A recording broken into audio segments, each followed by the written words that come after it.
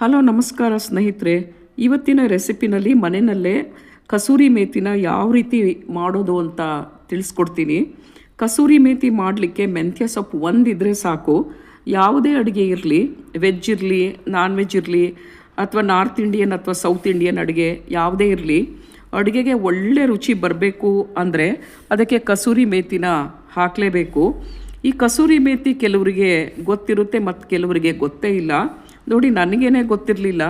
Last ಮಂತಲ್ಲಿ ನಮ್ಮ family function ಮಾಡಬೇಕಾದ್ರೆ ಅಡುಗೆ ಸಾಮಾನಿನ ಲೀಸ್ಟ್ನಲ್ಲಿ ಅಡುಗೆಯವರು ಕಸೂರಿ ಮೇಥಿ ಅಂತ ಬರೆಸಿದ್ರು. ಆಗ ನನಗೆ ಗೊತ್ತಾಯಿತು ಕಸೂರಿ ಮೇಥಿ ಹಾಕಿದ್ರೆ ನಾನ್ ವೆಜ್ ಅಡುಗೆಗಳು ತುಂಬ ಟೇಸ್ಟಿಯಾಗಿ ಇರುತ್ತೆ ಅಂತ. ಇದನ್ನು ನಾವು ಯೂಶ್ವಲಿ ಅಂಗಡಿಗಳಲ್ಲಿ ಕೊಂಡ್ಕೊಂಡು ಬರ್ತೀವಿ, ಆದರೆ ಅದು ಸ್ವಲ್ಪ ಕಾಸ್ಟ್ಲಿ ಇರುತ್ತೆ ಮತ್ತು ಅದರ ಕಲರ್ ಸ್ವಲ್ಪ ಡಲ್ ಇರುತ್ತೆ. ಆದ್ದರಿಂದ ನಾವೇನೇ ಸುಲಭವಾಗಿ ಮನೆಗಳಲ್ಲೇ ಕಸೂರಿ ಮೇಥಿನ ತುಂಬ ಸುಲಭವಾಗಿ ತಯಾರಿಸ್ಕೊಳ್ಬಹುದು. ಮೆಂತ್ಯ ಸೊಪ್ಪು ಒಂದಿದ್ರೆ.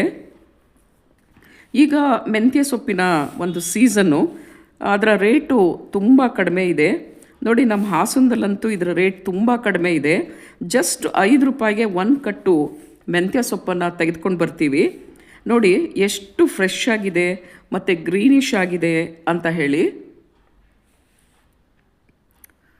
ಮೆಂತ್ಯ ಸೊಪ್ಪಿನ ಬೆಲೆ ಕಡಿಮೆ ಇರುವಾಗಲೇ ಮನೆಯಲ್ಲೇ ಒಂದು ಸಲ ಮಾಡಿಟ್ಕೊಂಡು ಬಿಟ್ಟರೆ ಅದನ್ನು ಒಂದು ವರ್ಷದವರೆಗೆ ಅದನ್ನು ಅಡುಗೆಗೆ ಎಲ್ಲ ಅಡುಗೆಗಳಿಗೂ ಕೂಡ ಇದನ್ನು ಉಪಯೋಗಿಸ್ಕೊಳ್ಬಹುದು.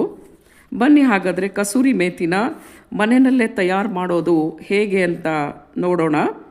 ನಾನಿಲ್ಲಿ 5 ಕಟ್ಟು ಮೆಂತ್ಯ ಸೊಪ್ಪನ್ನು ತೆಗೆದುಕೊಂಡಿದ್ದೀನಿ. ಮೊದಲು ಮೆಂತ್ಯ ಸೊಪ್ಪಿನಲ್ಲಿ ಬರೀ ಎಲೆಗಳನ್ನು ಅಥವಾ ಅದರ ಸೊಪ್ಪನ್ನು ಮಾತ್ರ ತೆಗೆದುಕೊಳ್ಬೇಕು. ಅಂದರೆ ಅದರ ತುದಿನಲ್ಲಿರುವಂತಹ ಸೊಪ್ಪನ್ನು ತೆಗೆದುಕೊಳ್ಬೇಕು. ನಾನಿಲ್ಲಿ ದಂಟನ್ನು ತೆಗೆದುಕೊಳ್ತಾ ಇಲ್ಲ. ಈ ರೀತಿ ಸೊಪ್ಪನ್ನು ಮಾತ್ರ, ಅಂದರೆ ಎಲೆಗಳನ್ನು ಮಾತ್ರ ತೆಗೆದುಕೊಳ್ತಾ ಇದ್ದೀನಿ. ಈ ದಂಟೇನು ವೇಸ್ಟ್ ಆಗೋದಿಲ್ಲ. ಇದನ್ನು ಸಾರು ಅಥವಾ ಪಲ್ಯಕ್ಕೆ ಬಳಸ್ಕೊಳ್ಬಹುದು.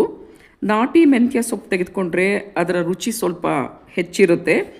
ಜೊತೆಗೆ ಈ ಸೊಪ್ಪಿನಲ್ಲಿ ಏನಾದರೂ ಹಾಳಾಗಿರುವಂತಹ ಎಲೆಗಳಿದ್ದರೆ ಅದನ್ನು ತೆಗೆದು ಬಿಡಬೇಕು. ಈ ತರಹ ಹಸಿರು ಕಲರ್ನ ಎಲ್ಲ ಎಲೆಗಳನ್ನು ತೆಗೆದುಕೊಂಡಾಯಿತು. ನಂತರ ಈ ತರಹ ಸೋಸಿದ ಸೊಪ್ಪನ್ನು ಚೆನ್ನಾಗಿ ನೀರಿನಲ್ಲಿ ತೊಳ್ಕೋಬೇಕು. ಯಾಕಂದರೆ ಸೊಪ್ಪನ್ನು ಬೆಳಿಬೇಕಾದ್ರೆ ನಮ್ಮ ರೈತರು ಸ್ವಲ್ಪ ಕೆಮಿಕಲ್ಸನ್ನು, ಫರ್ಟಿಲೈಸರ್ಸನ್ನು ಮತ್ತು ಪೆಸ್ಟಿಸೈಡ್ಸನ್ನು ಹಾಕಿರ್ತಾರೆ. ಮತ್ತು ಸೊಪ್ಪಿನಲ್ಲಿ ಸ್ವಲ್ಪ ಮಣ್ಣು ಅಂಟ್ಕೊಂಡಿರುತ್ತೆ. ಹಾಗಾಗಿ ಸೊಪ್ಪನ್ನು 2 ಅಥವಾ 3 ಸಲ ಸ್ವಚ್ಛ ನೀರಿನಿಂದ ಚೆನ್ನಾಗಿ ತೊಳ್ಕೋಬೇಕು. ಒಂದು 10 ನಿಮಿಷ ನೀರು ಇಳಿಯುವುದಕ್ಕೆ ಬಿಟ್ಬಿಡಿ. ನೀವು ಕಡಿಮೆ ಸೊಪ್ಪನ್ನು ತೆಗೆದುಕೊಂಡ್ರೆ ಕಡಿಮೆ ಕಸೂರಿ ಮೇಥಿ ಸಿಗುತ್ತೆ. ನಮಗೆ ಒಂದು ವರ್ಷಕ್ಕಾಗುವಷ್ಟು ಬೇಕು ಅಂದರೆ ಸುಮಾರು 10 ರಿಂದ 12 ಕಂತೆ ಸೊಪ್ಪನ್ನು ತೆಗೆದುಕೊಂಡು ಬನ್ನಿ. ಈ ಥರ ತೊಳೆದ ಸೊಪ್ಪನ್ನು ಒಂದು ಕಾಟನ್ ಬಟ್ಟೆ ಮೇಲೆ ಹರಡಿಬಿಟ್ಟು, ಸೊಪ್ಪು ಸ್ವಲ್ಪ ಬೇಗ ಡ್ರೈ ಆಗಲಿ ಅಂತ ನಾನು ಸ್ವಲ್ಪ ದೂರ ಹಾಕಿದ್ದೀನಿ. ಅಂದರೆ ಸೊಪ್ಪನ್ನು ಈ ರೀತಿ ಕಾಟನ್ ಬಟ್ಟೆಯ ಮೇಲೆ ಬಿಡಿಯಾಗಿ ಹಾಕಿದ್ದೀನಿ. ಒಂದು ರಾತ್ರಿ ಹಾಗೆ ಬಿಡಿ. ಅಂದರೆ ಅದನ್ನು ನೆರಳಲ್ಲಿ ಒಣಗಿಸಿದ್ರೆ ಅದರ ಕಲರ್ ಡಿಮ್ ಆಗೋದಿಲ್ಲ. ಅಂದರೆ ರಾತ್ರಿ ನೀವೇನಾದರೂ ಫ್ಯಾನ್ ಹಾಕಿದ್ರೆ ಸೊಪ್ಪು ಬೇಗ ಡ್ರೈ ಆಗುತ್ತೆ. ಇದು ಒಂದೇ ದಿನದಲ್ಲಿ ಒಣಗಿಬಿಡುತ್ತೆ. ಅಕಸ್ಮಾತ್ ಇದನ್ನು ಬಿಸಿಲಲ್ಲಿ ಏನಾದರೂ ಹಾಕಿದ್ರೆ ಸೊಪ್ಪು ಸ್ವಲ್ಪ ಕಪ್ಪಾಗಿಬಿಡುತ್ತೆ. ನೆಕ್ಸ್ಟ್ ಡೇನಲ್ಲಿ ಈ ಒಣಗ ಹಾಕಿದಂತಹ ಸೊಪ್ಪನ್ನು ಜಸ್ಟ್ 1 ಗಂಟೆ ಬಿಸಿಲಲ್ಲಿ ಇಡಬೇಕು. ನೋಡಿ, ಈ ರೀತಿ ಪೂರ್ತಿ ನೀರು ಸೊಪ್ಪಿನಲ್ಲಿ ಡ್ರೈ ಆದಮೇಲೆ ಈ ತರಹ ಅದು ಸಂಪೂರ್ಣ ಒಣಗಿದೆ. ನೋಡಿ, ಈಗ ರೆಡಿ ಆಯಿತು ಕಸೂರಿ ಮೇಥಿ. ನೋಡಿ, ಇದೇ ಕಸೂರಿ ಮೇಥಿ. ಇದನ್ನು ಒಂದು ಏರ್ ಟೈಟ್ ಕಂಟೈನರಲ್ಲಿ ಹಾಕಿಟ್ರೆ 1 ವರ್ಷ ಉಪಯೋಗಿಸ್ಕೊಳ್ಬಹುದು.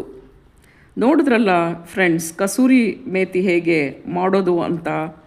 ನೀವೇನಾದರೂ ಹೊಸಬ್ರಾಗಿದ್ದರೆ ನನ್ನ ವಿಡಿಯೋಗೆ ಒಂದು ಲೈಕ್ ಕೊಡಿ, ಸಬ್ಸ್ಕ್ರೈಬ್ ಮಾಡ್ಕೊಳ್ಳಿ. See you in next video. Thanks for watching my video.